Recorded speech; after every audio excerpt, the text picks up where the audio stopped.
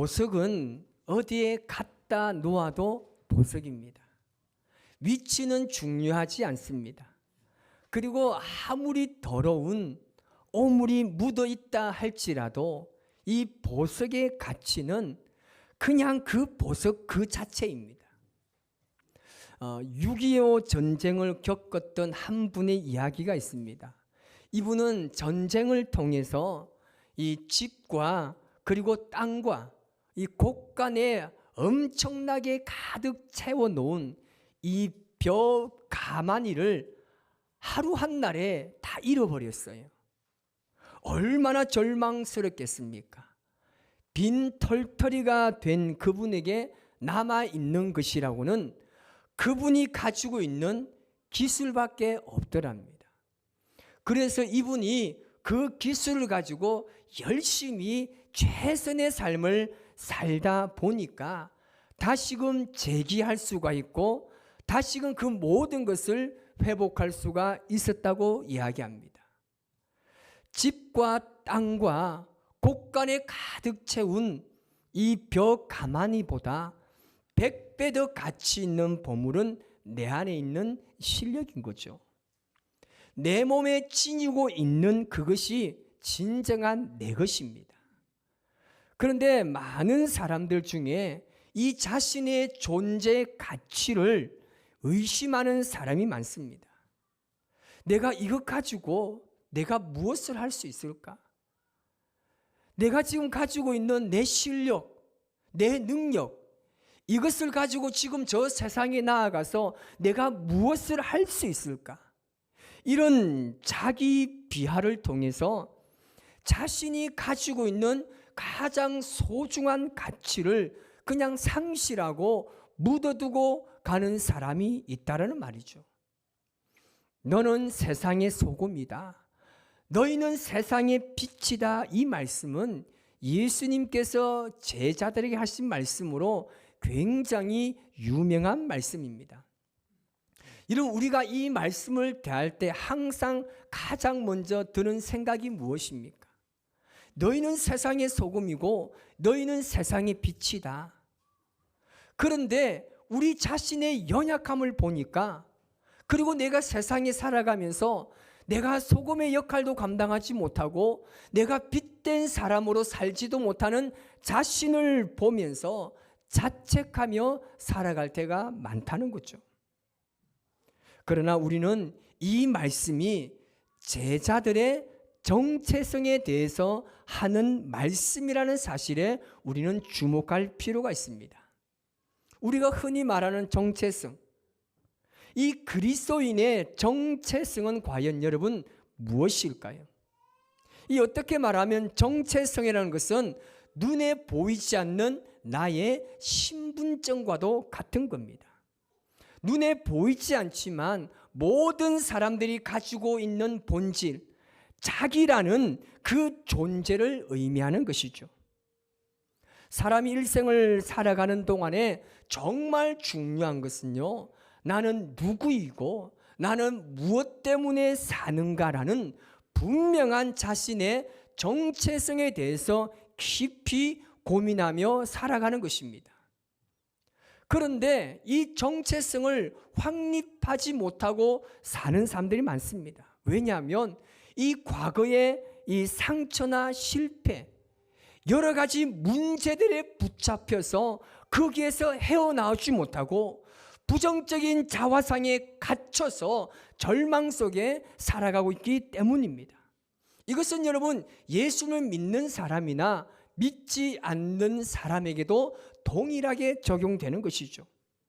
우리는 예수님을 나의 구주로 믿기로 고백하고 그분의 인도하심 따라 내가 세상을 살아가겠노라고 결단한 사람들입니다. 그런 우리 그리스도인들의 과연 이 땅에서 정체성을 분명하지 못하면 내가 그리스도인이라는 정체성을 가지고 세상에 가지고 살아가지 못할 때는요, 굉장히 혼란한 삶을 겪을 수밖에 없습니다. 이 어려움을 겪는 것은 불보듯 뻔한 사실입니다. 예수님께서 우리에게 뭐라고 말씀하십니까? 너희는 세상에서 소금이 되어야 된다. 너희가 세상에서 빛이 되어야 된다고 말씀하지 않습니다. 너희는 세상의 소금이다, 빛이다라고 말씀하셨습니다. 우리가 바로 그런 존재라고 선언하신 겁니다. 예수를 믿는 제자들의 존재나 가치가 이미 그러한 존재가 되어 있다라는 사실이죠.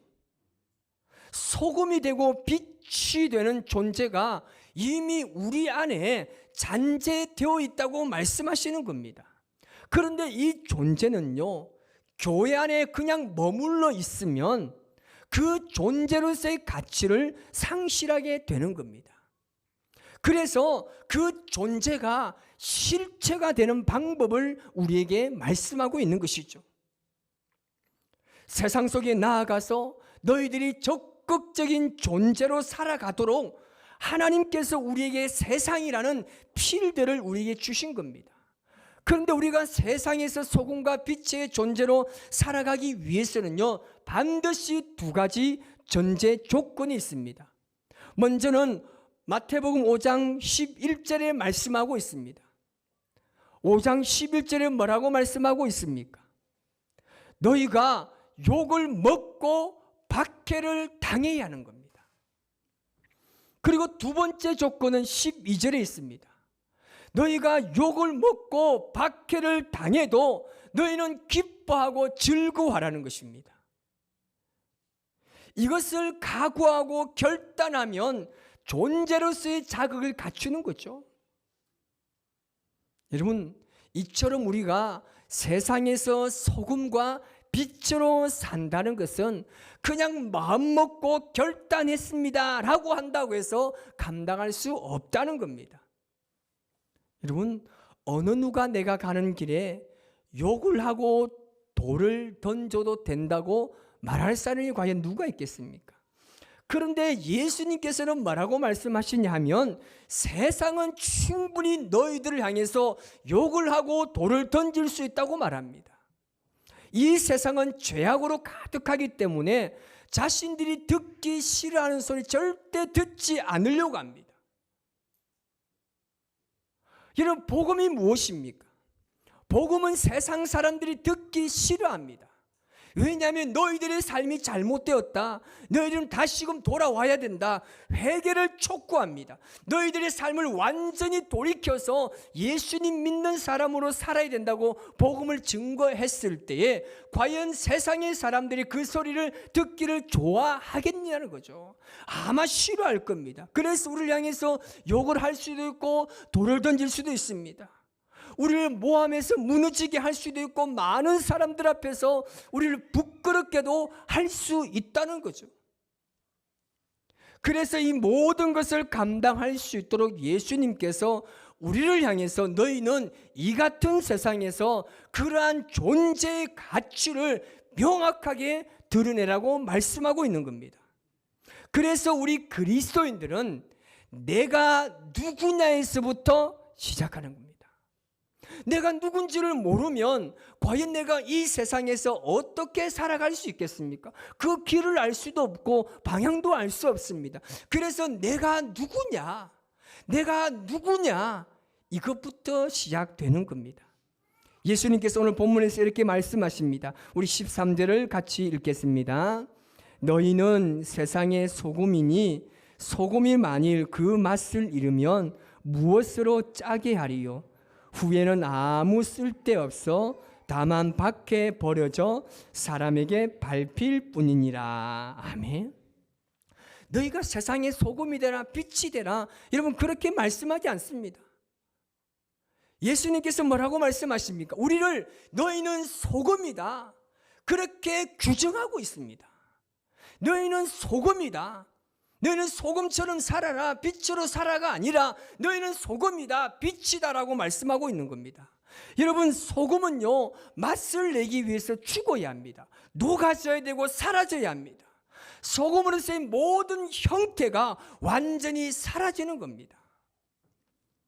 여러분, 소금이라는 것이 어떤 존재를 가지고 있습니까? 모든 요리의 완성을 위해서 존재하는 게 소금입니다. 요리의 맛을 내기 위해서 소금은요, 완전히 없어지고 사라져야 합니다. 소금은 이 같은 존재의 목적과 가치를 가지고 있습니다. 그런데 오늘 우리는 어떻습니까? 소금이라고 이야기하셨는데 내 존재는 소금인데 그 소금의 역할을 감당하지 못하는 거예요. 내 이름을 드러내야 합니다. 많은 사람들이 내 이름을 좀 알아줬으면 합니다. 내가 어떤 사람인지를 알아주기를 원하고 내가 교회에서 어떤 일을 했는지 내가 어떤 사람인지를 알아주기를 원합니다. 내 존재가 날마다 다른 사람에게 인식되어져야 되고 자각되어지는 것을 좋아합니다. 그런데 여러분, 예수님께서는 그렇게 말씀하지 않아요. 예수님께서 뭐라고 말씀하십니까? 너희는 사라져야 된다고 말씀하십니다. 너희는 절대 소리가 나서는 안 된다고 말씀하고 있습니다. 우리는 지금 그렇게 살지 못하고 있잖아요.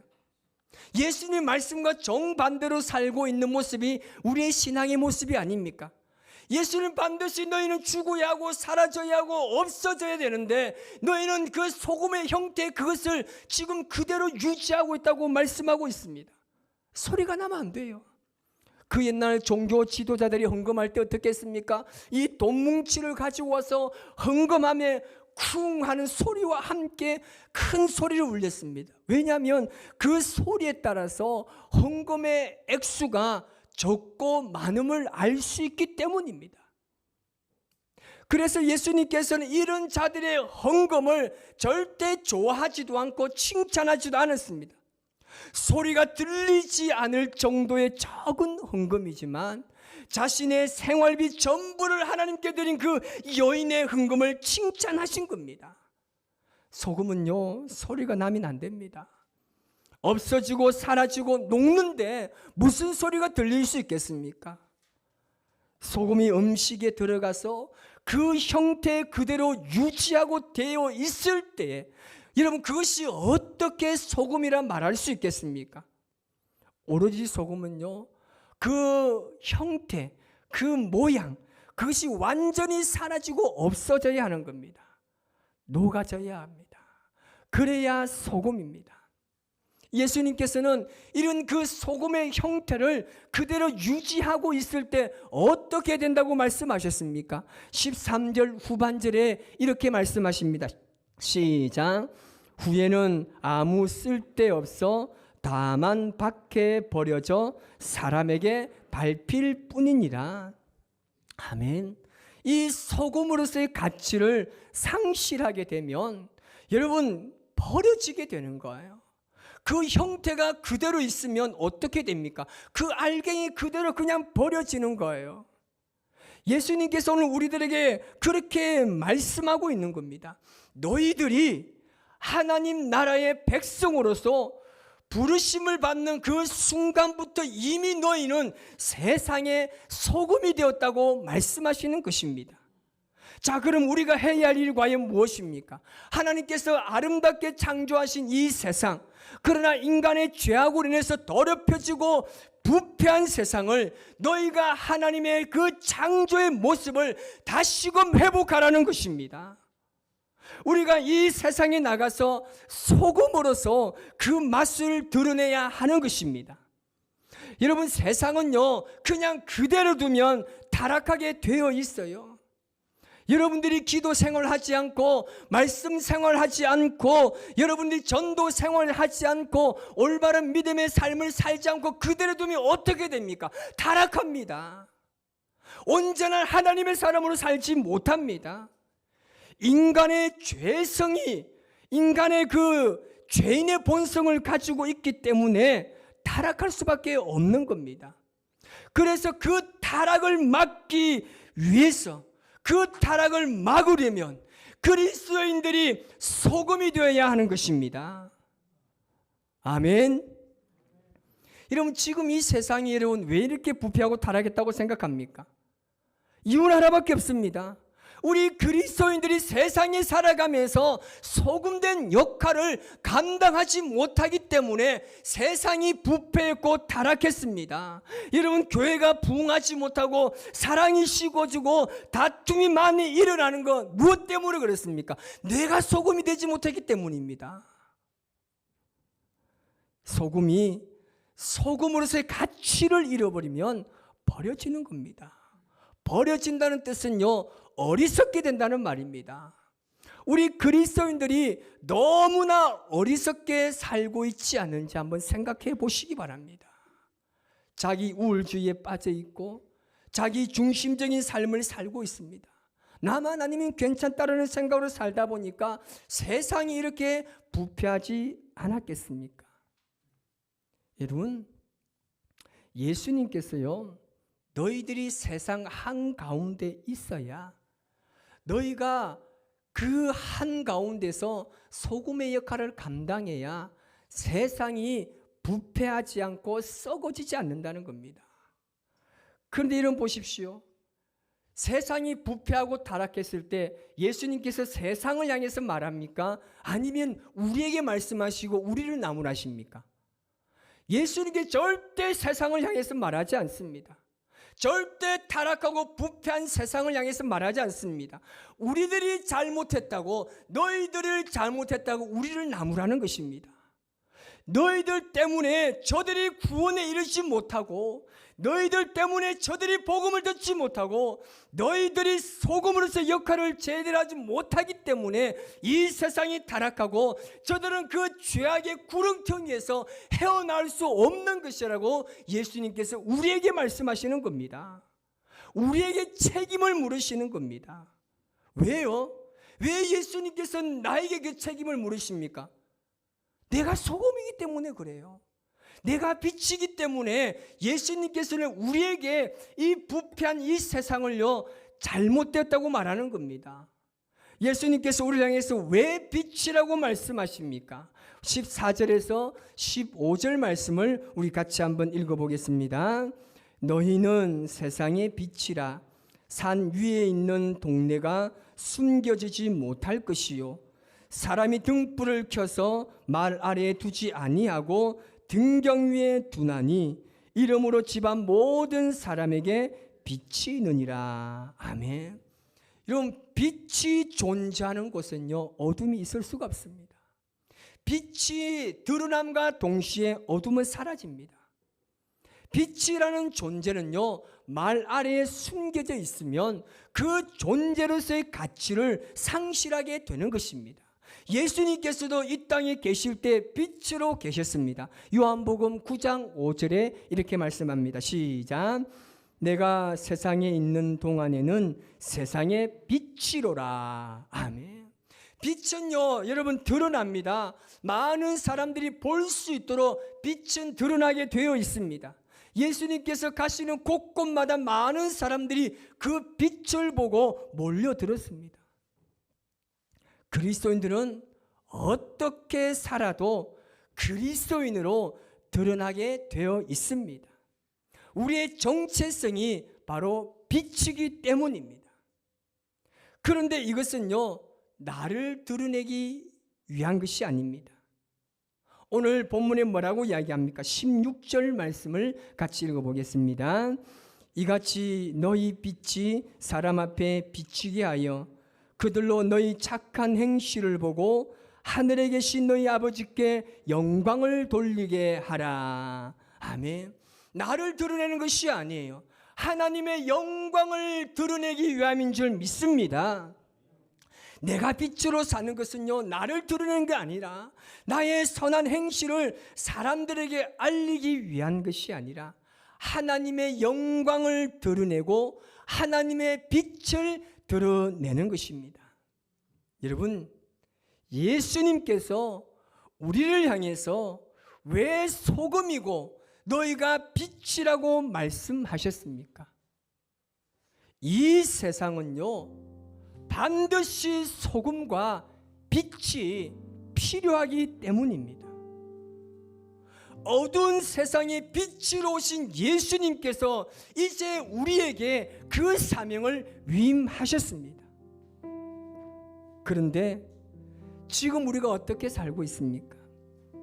이 세상이 이렇게 타락하고 부패해지고 악해진 것은요, 우리가 소금과 빛이라는 존재로서의 삶을 살지 못했기 때문이 아닌가 생각해 보게 됩니다. 우리 자신은 나의 단점을 그 누구보다 가장 잘 압니다. 그런데 그 단점을 스스로 알고 있으면서도 그 단점을 극복하지 못하고 있습니다. 여러분, 소금이 되고 빛이 되는 사람들은 이것을 극복할 수가 있어야 하는 겁니다. 우리가 세상의 중심에 서서 소금과 빛의 사람으로 살아간다면 썩어져가고 부패져가는 죄악으로 가득한 이 세상을 주님의 이름으로 회복할 수 있을 겁니다. 다 같이 따라합시다. 예배와 삶의 통합적 회복. 여러분, 어쩌면요, 거룩은요, 교회에서 외치는 것이 아니라 세상에서 외쳐야 합니다. 우리가 세상에 나아가서 소금이 그리고 빛이 올바른 존재를 드러내어야 하는 것입니다. 여러분은 소금입니다. 여러분은 빛입니다. 이 역할을 세상에서 감당하지 못하면 예수님께서 우리에게 두려운 말씀을 주신 거예요. 버리겠다는 겁니다. 아무 필요 없다는 겁니다. 하나님의 나라를 위해서 우리에게 그 사명에 동참하도록 하신 하나님께서 너희가 소금의 역할도 못하고 빛의 역할도 감당하지 못하며 내가 버리겠다는 거예요. 어리석게 살지 말라는 겁니다. 이 말씀을 여러분 잘 기억하십시오. 그래서 우리에게 주신 하나님의 그 놀라우신 사명을 다시금 회복하며 우리가 세상에 나아가야 하는 것입니다. 오늘 이 시간 우리가 주님 앞에 나아가실 때 다시 한번 내가 주님 앞에 소금 되지 못하고 내가 빛이 되지 못한 삶을 철저하게 회개하면서 주님 주신 이 세상을 다시금 아름다운 세상으로 회복하기를 결단하며 나아가서 세상을 하나님의 아름다운 동산으로 회복하는 저와 여러분의 삶이 되시기 바랍니다.